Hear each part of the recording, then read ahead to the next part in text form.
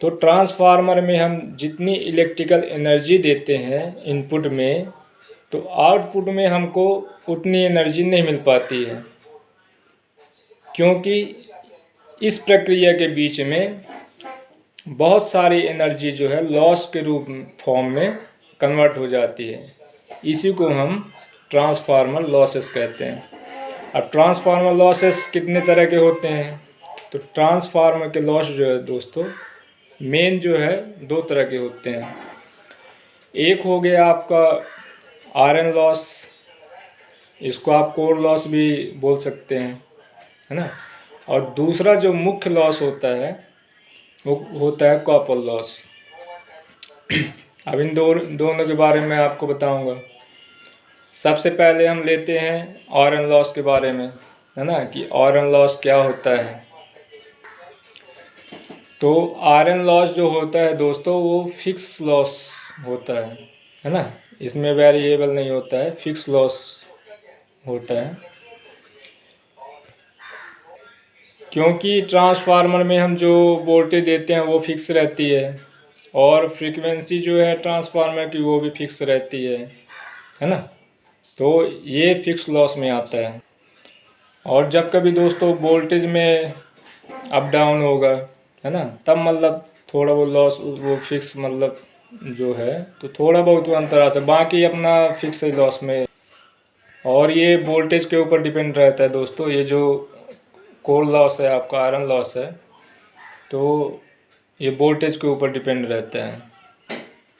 और core loss के अंदर भी दो तरह के लॉस रहते हैं, एक अपना ईडी करंट लॉस और दूसरा होता है अब हम बात कर लेते हैं दोस्तों कॉपर लॉस के बारे में। तो कॉपर लॉस जैसे कि आपको नाम से ही पता चल रहा है, कॉपर लॉस ट्रांसफार्मर के अंदर जो बाइंडिंग रहती है दोस्तों वो कॉपर की रहती है ना। तो इस कॉपर में आपने सुना होगा रेजिस्टेंस रहता है। तो रेजिस्टेंस रहता है तो ये करंट को रोकता है ना। रेजिस्टेंस जो है करंट को मतलब बहने से रोकता है, और जब ये रोकेगा तो आपके कॉपर की जो वाइंडिंग है वो गर्म होगी, उसमें हीट जनरेट होगी।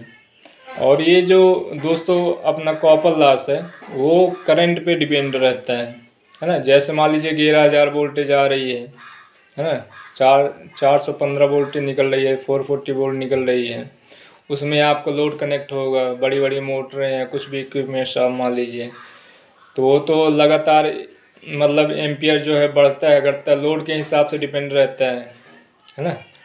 तो ये जो है कॉपर लॉस जो है वो करंट पे डिपेंड जोर जोर से बोल के लोगों को स्कीमें बता दे रहता है। जैसे जैसे आपका लोड बढ़ेगा तो आपका कॉपर लॉस बढ़ेगा, लोड कम होगा तो कॉपर लॉस कम होगा। और इसमें दोस्तों इसीलिए इसको वेरिएबल मतलब होता है, ये फिक्स नहीं होता है। जैसे हमने आयरन लॉस में देखा कि वो फिक्स लॉस होता है, ये फिक्स नहीं होता, ये वेरिएबल रहता है। जैसे लोड बढ़ा है ना, लोड बढ़ा तो कॉपर लॉस बढ़ जाएगा, और लोड कम हुआ तो मतलब कम हो जाता है। तो ये वेरिएबल मतलब स्थिर नहीं है, ये बढ़ता घटता रहता है। ये वाला जो लॉस है कॉपर लॉस जो है वो मतलब स्थिर नहीं रहता है, वो अस्थिर रहता है। ये बढ़ भी सकता है घट भी सकता है, और ये करंट पे डिपेंड रहता है।